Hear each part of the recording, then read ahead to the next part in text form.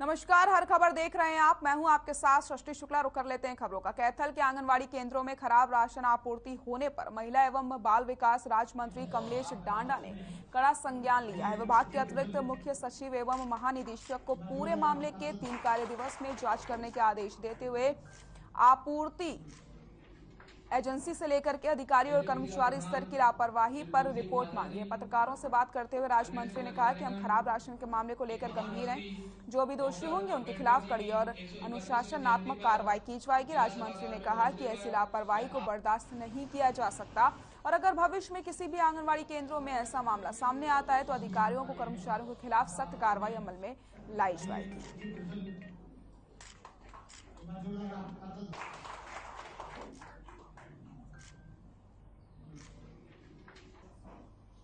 जैसे कि जिला प्रधान श्री गोविंद सिंह माजरा जी, अन्य फरीदाबाद में विधायकों और मानसिक अधिकारियों ने प्रशासनिक अधिकारियों ने जिले की टूटी हुई सड़कों का निरीक्षण किया और इसी के साथ आपको बताते चले ईएसआई हॉस्पिटल के सामने इकट्ठा होकर के मीटिंग की गई, जिसके अनुसार अगले 2 दिन में YMCA सेक्टर 10 से होकर के निकलने वाली मुख्य सड़क का निर्माण कार्य शुरू करा दिया जाएगा। इस मौके पर विधायक नरेंद्र गुप्ता ने कहा कि ये मुख्य सड़क है जो कि गांव विधानसभा और भल्लभगढ़ विधानसभा और फरीदाबाद विधानसभा के लाखों लोगों को लाभ पहुंचाएगी। बीजेपी नेता टिपरचंद शर्मा ने कहा कि शहरवासी धैर्य रखें, एक तरफ से रोड बनने का काम शुरू हो जाएगा। इस दौरान रोड को रोका नहीं जाएगा, एक साइड चलती रहेगी। उन्होंने कहा कि पहले तारकोल की सड़कें बना करती थी जो कि एक ही बारिश के बाद टूट जाती थी, लेकिन अब प्रदेश के सीएम मनोहर लाल, केंद्रीय राज्य मंत्री कृष्णपाल गुर्जर और परिवहन मंत्री मूलचंद शर्मा और स्थानीय विधायक नरेंद्र गुप्ता के प्रयासों से सीमेंट के रोड बनवाए जा रहे हैं।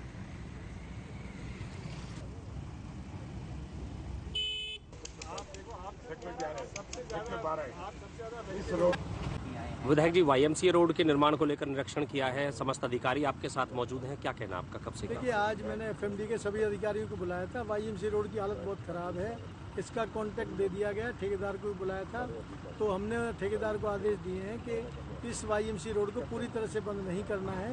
एक तरफ का रास्ता वो जनता के लिए तैयार खोल के रखेगा और एक तरफ वो सड़क बनाएगा। जब उस तरह की सड़क बन जाएगी, अब हमने उसको नॉर्थ साइड की सड़क सेक्टर 9 की तरफ सड़क बनाने के लिए उसे बोला है। जैसे ही सड़क पूरी कर लेगा सेक्टर 9 और सेक्टर 10 की तरफ की, तो वो सेक्टर 8 और सेक्टर 7 की तरफ की सड़क बनाएगा।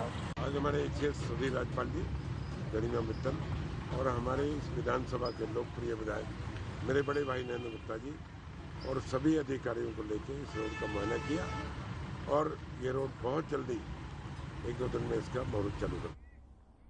झज्जर से विधायक गीता भुक्कल ने बीजेपी से राज्यसभा सांसद रामचंद्र जांगड़ा के बयान पर पलटवार करते हुए कहा कि महिलाओं का अपना हक है कि वो अपनी मर्जी से कपड़ों का चयन करें। बीजेपी सरकार को ऐसी टिप्पणी करना कि महिलाओं को जींस नहीं पहननी चाहिए, ये गलत है। बीजेपी को ऐसे बयान देने की बजाय महिलाओं की शिक्षा पर जोर देने की आवश्यकता है। साथ ही साथ मंदिर जाने के मामले पर कहा कि मंदिर जाना भी स्वेच्छा का विषय है, हम किसी की भावनाओं को ठेस नहीं पहुंचा सकते। आर्य समाज भी फला फूला है और ये व्यक्ति विशेष की स्वयं की इच्छा है कि वो मंदिरों में जाएं या ना जाएं। किसी पर हम अपनी मानसिकता को थोप नहीं सकते, इसलिए सांसद रामचंद्र जांगड़ा को बोलने से पहले सोचने की आवश्यकता है।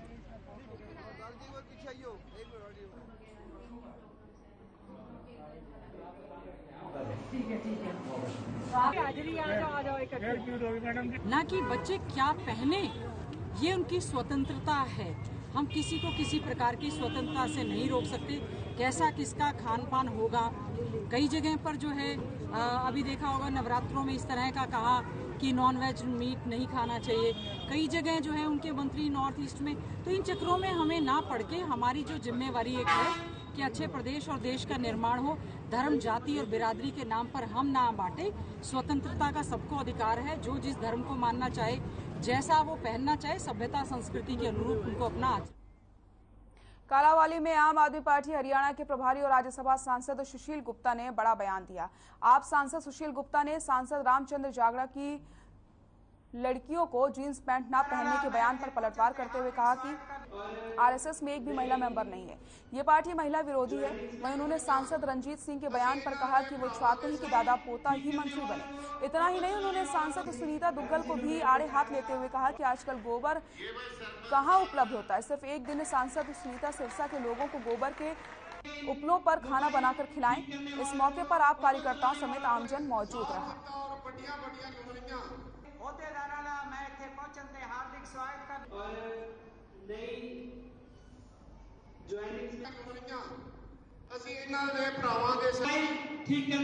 आरएसएस के अंदर, संघ के अंदर एक भी महिला नहीं होती। ये महिला विरोधी नीति के लोग हैं। मैं इसमें ज्यादा नहीं बोलूंगा, परंतु इनकी मानसिकता है। आपने एक बयान दिया था कि हरियाणा में जो शिक्षक हैं वह प्रॉपर्टी का काम करते हैं, उस बयान को लेकर काफी विवाद चर्चा में रहा, इस पर आपकी क्या प्रतिक्रिया है? देखिए, मैंने कहा था कि हरियाणा के स्कूल का एनवायरनमेंट ठीक नहीं है। बालीगांव के स्कूल में इन्होंने मुझे निमंत्रण दिया था कि आप आएँ और देखें। मेरे लोग वहाँ पर गए थे। पहले तो इन्होंने मेरा ट्विटर ब्लॉक कर दिया था। जब मुख्यमंत्री जी की फोटो आई कि मैं अपने बचपन के स्कूल के अंदर गया, तो मेरे लोग भी वहाँ पे गए थे। उन्होंने देखा कि स्कूल की हालत बहुत ख़राब है। प्राइमरी स्कूल की मैं बात कर रहा हूँ, और फर्श टूटे हुए हैं, डेस्क कोई है नहीं, बच्चे ज़मीन के ऊपर बैठे हुए हैं, पंखों की कमी है। इंद्री हल्के के गांव कमालपुर रोडान के मासूम जश की हत्या के मामले में पुलिस आज तीनों आरोपी महिलाओं को कोर्ट में पेश करेगी। जानकारी के मुताबिक तीनों आरोपियों की रिमांड आज खत्म हो रही है। वहीं इस जश हत्याकांड में मुख्य आरोपी अंजलि को बनाया गया, जबकि उसकी ताई व दादी पर जश के शव को खुर्द-बुर्द करने के आरोप में गिरफ्तार किया गया। अब देखने वाली बात यही होगी कि पुलिस इनकी रिमांड लेती है या फिर इन्हें न्यायिक हिरासत में भेजा जाता है।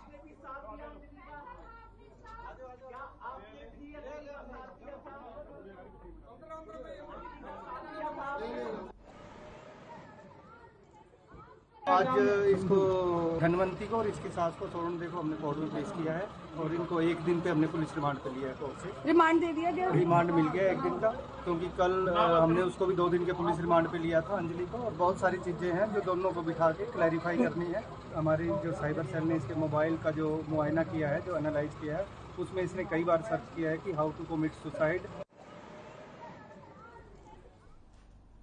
गोहला चुईका से खबर है, जहां नेकी का घर संस्था द्वारा एक रक्तदान कैंप का आयोजन किया गया। वहीं रक्तदान शिविर गढ़ी नजीर के गुरुद्वारा साहब में लगाई गई है, जिसमें मुख्य अतिथि बाबा बलबीर सिंह कार सेवा ने बतौर मुख्य अतिथि शिरकत की। वहीं रक्तदान शिविर में 120 युवाओं ने रक्तदान किया। वहीं श्री गुरु तेग बहादुर सेवा ट्रस्ट अजीमगढ़ और माता मंदिर माहिसार कमेटी का भी सहयोग रहा।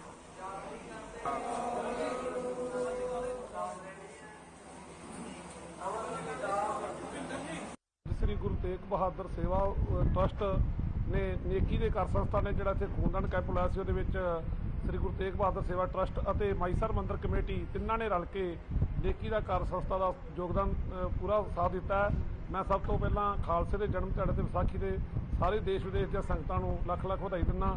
ਔਰ ਬਹੁਤ ਵਧੀਆ ਅੱਜ ਹਾੜੀ ਦਾ ਸੀਜ਼ਨ ਹੋਣ ਦੇ ਬਾਵਜੂਦ ਵੀ ਲੋਕ ਕਿਸਾਨਾਂ ਦੇ ਖੇਤਾਂ ਦੇ ਵਿੱਚ ਕੰਮ ਕਰ ਰਹੇ ਨੇ, ਫਿਰ ਵੀ 125 ਦੇ ਕਰੀਬ ਇੱਥੇ ਜਿਹੜੀ ਯੂਨਿਟ ਹੈ ਖੂਨਦਾਨ ਕੀਤਾ, ਬਹੁਤ ਵੱਡਾ। ਉਸ ਤੋਂ ਬਾਅਦ ਇੱਥੇ ਮੈਡੀਕਲ ਕੈਂਪ ਵੀ ਲਾਇਆ ਗਿਆ, ਹੋਮਿਓਪੈਥਿਕ ਦਾ ਵੀ ਕੈਂਪ ਹੈ, ਅੱਖਾਂ ਦਾ ਕੈਂਪ ਵੀ ਲਾਇਆ ਗਿਆ ਇਹਨਾਂ ਤਿੰਨਾਂ ਟਰਸਟਾਂ ਵੱਲੋਂ।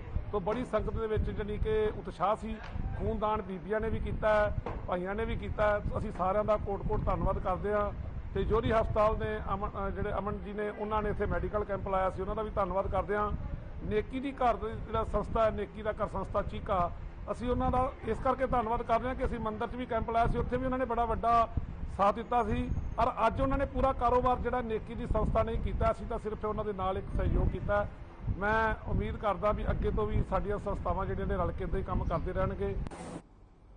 रतिया में भी एक ऐसा सनसनीखेज भ्रष्टाचार का मामला सामने आया, जिसके तहत रतिया नगर पालिका में पीएम आवास योजना में करोड़ों रुपए की रिश्वतखोरी और भ्रष्टाचार को लेकर के पुलिस ने जिला उपायुक्त के निर्देशन में जांच कमेटी की रिपोर्ट के आधार पर तत्कालीन सचिव और आवास योजना के प्रभारी और पार्षदों समेत 8 लोगों के खिलाफ भ्रष्टाचार का मामला दर्ज कर लिया, जिसके बाद नगर पालिका अधिकारियों और पार्षदों में हड़कंप मच गया है और वो भूमिगत हो गए हैं। अब इस मामले की जाँच DSP के जरिए की जाएगी। गौरतलब है कि 3 दिन पहले ही शहीद भगत सिंह नौजवान सभा, भारतीय किसान यूनियन, एकता उग्राह और इनकलाबी नौजवान सभा ने प्रेस कॉन्फ्रेंस करके पुलिस को चेतावनी दी थी कि अगर 2 दिन में आरोपियों पर मामला दर्ज नहीं हुआ तो वो फिर से बड़ा आंदोलन करेंगे। अब देखना यही होगा कि आरोपी कब पुलिस की गिरफ्त में आते हैं। इस संबंध में एक शिकायत जो हमें एसपी साहब के दफ्तर से मिली थी, जिसके संबंध में हमने एफआईआर दर्ज कर दी गई है। इसमें प्रिवेंशन ऑफ करप्शन एक्ट के तहत इसका मुकदमा दर्ज किया गया है, जिसकी तफ्तीश हमारे डीएसपी रतिया श्री शुक्रपाल जी कर रहे हैं। कौन कौन लोग शामिल हैं इसके ऊपर? इसमें पूर्व एक यहाँ जो सेक्रेटरी थे और एक मुकेश नाम का यहाँ कर्मचारी था और कुछ पार्षद और प्राइवेट पर्सन्स हैं। कुल 8 व्यक्ति के खिलाफ। क्या आरोप क्या लगे थे इनके ऊपर? इनके ऊपर प्रधानमंत्री आवास योजना की स्कीम के तहत है ना, जो पैसों का लेन देन का मामला है, ऐसा है, उसके एवज में पैसे लिए गए हैं। खबर कुरुक्षेत्र से, जहां मृतक कर्मचारियों के आश्रितों का धरना 25वें दिन भी जारी रहा। कुरुक्षेत्र के कस्बा शाहबाद की शुगर मिल के मृतक कर्मचारियों के आश्रित शुगर मिल गेट पर बैठ करके अनिश्चितकालीन धरने पर बैठे हैं। प्रदर्शनकारियों ने कहा कि ये तो हक दो या फिर खुदकुशी की अनुमति दो। प्रदर्शनकारियों का नेतृत्व कर रहे मृतक कर्मचारी के बेटे ने कहा कि वो भी 9 साल संघर्ष कर चुके हैं। शुगर मिल में 2 वर्ष पहले मृतकों के आश्रितों के साथ जो शोषण हो रहा था, शासन प्रशासन के समक्ष बात रखी थी, लेकिन पोल खुलने के बाद भी शासन प्रशासन ने कोई एक्शन नहीं लिया। प्रदर्शनकारी अपने हक के लिए स्थानीय विधायक के समक्ष भी गुहार लगा चुके हैं। मैं सर आपके चैनल के माध्यम से बताना चाहूँगा कि शाहबाद शुगर मिल प्रशासन जो है वर्ष 2007 से ही, या ये कहूँ कि शुरू से ही मृतक कर्मचारियों के आश्रितों का शोषण कर रहा है। और मेरे पिताजी 7 फरवरी 2011 में एक्सपायर हुए थे। उनके बाद हमें 9 साल बाद पूरा संघर्ष करने के बाद ऐसा कोई रास्ता नहीं छोड़ा जहाँ जो हमने इख्तियार ना किया हो। उसके बाद हमें 32 दिन यहाँ मिल के गेट के सामने धरने बैठने के बाद सिस्टर को ज्वाइनिंग लेटर मिला था जी। उसके बाद हमें लगा शायद शासन प्रशासन इनके ऊपर कोई कार्रवाई ऐसी करेगा कि ताकि कल को किसी और के साथ ऐसा ना हो जो हमारे साथ हुआ है। लेकिन शासन प्रशासन के कार्रवाई ना करने की वजह से इनके हौसले बुलंद हो गए हैं। हम तो जी नौकरी के ही लिए बैठे हैं, हमें अपना हक चाहिए। इन्होंने कोई जवाब सवाल नहीं दिया है और हम तो खुदकुशी करेंगे। फिर यहाँ पे हमने 25 दिन हो गए और इतने परेशान कर रखे हैं जी। इन्होंने चक्कर बहुत लगाए हमारे से, 5 साल हो गए हमारे खराब किए इन्होंने। कोई रास्ता नहीं दे रहे हैं जी। हार के हमने धरने की रखा है कि धरने पे बैठे, अब भी कोई जवाब सवाल नहीं आ रहा जी।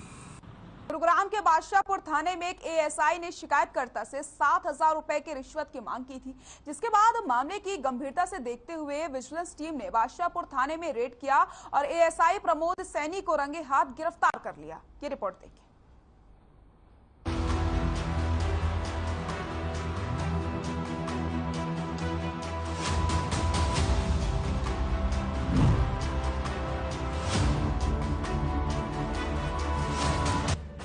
गुरुग्राम में विजिलेंस टीम ने एक सब इंस्पेक्टर को 7,000 रुपए की रिश्वत लेते हुए रंगे हाथों गिरफ्तार कर लिया। पुलिस के मुताबिक नाहरपुर रूपा निवासी मुकेश कुमार के साथ पिछले दिनों ठगी हुई थी और जिसके बाद उसने बादशाहपुर थाने में शिकायत दर्ज करवाई। मुकेश को थाने में तैनात सब इंस्पेक्टर प्रमोद सैनी ने रुपए वापस दिलाने का आश्वासन दिया था। इसके लिए प्रमोद ने मुकेश से 7,000 रुपए की रिश्वत की मांग की थी। हमारे मोदी जो हमारे मुकेश कुमार है इस मुकदमा के, उन्होंने आकर के लिखित दरखास्त दी थी कि ऐसे ऐसे बादशाहपुर में मेरी एक दरखास्त पेंडिंग है, जिसमें मेरा जो दरखास्त है उसके अंदर मैंने किसी कंपनी से पैसे लेना है और उसकी जो जांच कर रहा है सब इंस्पेक्टर प्रमोद कुमार जो बादशाहपुर में तैनात है, उसने इस जांच को पूरा करके मेरे फेवर में करने के लिए 10,000 की डिमांड की थी, लेकिन 7,000 में मेरा सौदा तय हुआ है, जिसने आज मेरे को पैसा लेने के लिए बुलाया है। मैं इस रिश्वत का पैसा नहीं देना चाहता, इसलिए मैं चाहता हूं कि इस रिश्वतखोर को काबू करके उसके खिलाफ इस मामले में गुरुग्राम पुलिस के सेवा सुरक्षा और सहयोग जैसे लोक लुभावन नारों की पोल खोलकर रख दी है कि कैसे पुलिस थानों में ही रिश्वत का खेल खुलेआम खेला जा रहा है, कैसे पुलिस थानों में ही इंसाफ की जगह शिकायतकर्ताओं को मानसिक प्रताड़ना के दौर से गुजरना पड़ता है। वहीं इस मामले में विजिलेंस में तैनात डीएसपी रमेश कुमार की माने तो 52 वर्षीय एएसआई प्रमोद कुमार बीते काफी समय से बादशाहपुर थाने में तैनात था। जानकारी के लिए आपको बता दें कि विजिलेंस की टीम ने 72 घंटों में ये दूसरी गिरफ्तारी की है और इससे पहले भी रिश्वत के मामले में रोहतक रेंज की विजिलेंस टीम ने कांस्टेबल को 1.5 लाख रुपए रिश्वत लेते हुए गिरफ्तार किया था। विजिलेंस टीम के मुताबिक एएसआई ने पीड़ित को ठगी के पैसे वापस दिलाने की एवज में रिश्वत की मांग की थी और इस पर मुकेश ने मामले की शिकायत सीएम विंडो पर कर दी, जिसके आधार पर स्टेट विजिलेंस ब्यूरो ने डीएसपी रमेश कुमार को मामले की जांच सौंपी। इसके बाद विजिलेंस टीम ने योजना के मुताबिक मुकेश को प्रमोद के पास रुपए देने के लिए भेजा। इसके बाद विजिलेंस की टीम ने प्रमोद को रंगे हाथों गिरफ्तार कर लिया। बता देते हैं जहां पर सीएम फ्लाइंग की टीम ने एक बड़ी कार्रवाई करी। आपको बताते चले अवैध रूप से आरा मशीन चल रही थी जिसे सील कर दिया गया और साथ ही साथ भारी मात्रा में यहां से लकड़ियां भी बरामद की गई। तो आपको बताते चले अवैध रूप से चलाए जा रहे आरा मशीन को सील कर दिया गया है। सीएम फ्लाइंग ने छापेमार कार्रवाई करते हुए आरा मशीन को सील किया, साथ ही भारी मात्रा में हरे पेड़ों की लकड़ियां यहां से बरामद हुई। जानकारी के मुताबिक गांव में बीते काफी समय से अवैध आरा मशीन चलाई जाने की जो सूचना थी वो मिल रही थी, जिसके आधार पर सीएम फ्लाइंग और वन विभाग की टीम ने संयुक्त रूप से छापेमारी की। फिलहाल सीएम फ्लाइंग टीम ने आरा मशीन संचालक के खिलाफ कानूनी कार्रवाई करने में जुट गई है। साथ आज संयुक्त गश्ती है। सीएम फ्लाइंग स्क्वाड को शिकायत मिली थी कि ऐसे ऐसे इलीगल आरा मशीन चल रही है, तो मौके पर आके हमने देखा तो जो आरा संचालक हैं वो कोई भी कागजात प्रस्तुत नहीं कर पाए और मौके पर आरा मशीन को सील कर दिया गया है और हरी लकड़ी का जो है वो चालान कर दिया है और रिपोर्ट जो है वो वन मंडल अधिकारी चरखीदादे के पास भेज दी गई है। जो भी कार्रवाई होगी वो कानून सम्मत।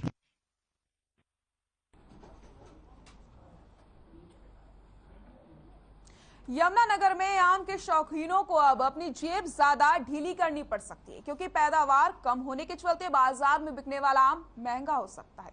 क्योंकि आम के बागों में 2 तरह का कीड़ा लगने से पैदावार काफी कम हो गई है। इस मामले में जिला उद्यान अधिकारी डॉक्टर कृष्ण कुमार का कहना है कि बाग काफी पुराने हो चुके हैं और पेड़ एक दूसरे के साथ मिल चुके हैं, जिसकी वजह से ना तो यहाँ धूप आ पाती है और ना ही अच्छे से हवा जा सकती है। तो इसकी वजह से इन पेड़ों में 2 इंसेक्ट बहुत ही ज्यादा नुकसान कर रहे हैं। लेकिन इसकी रोकथाम के लिए आमों के बाग लगाने वाले किसानों को यही सुझाव देना चाहूंगा कि समय रहते इसमें कीटनाशक दवाई का स्प्रे करें, जिससे छुटकारा पाया जा सकता है। तो कीटनाशक दवाइयों का लगातार छिड़काव करना चाहिए, जिससे कि अगर आपने भी आम की खेती करी है तो उसमें आपको नुकसान ना हो।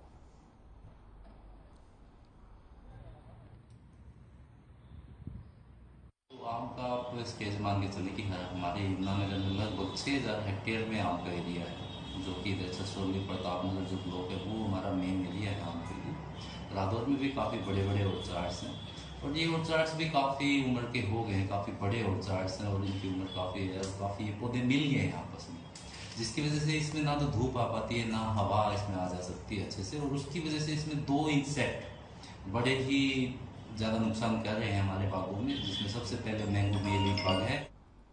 बुलेटिन में फिलहाल के लिए इतना ही। देखते रहिए हर खबर। नमस्कार।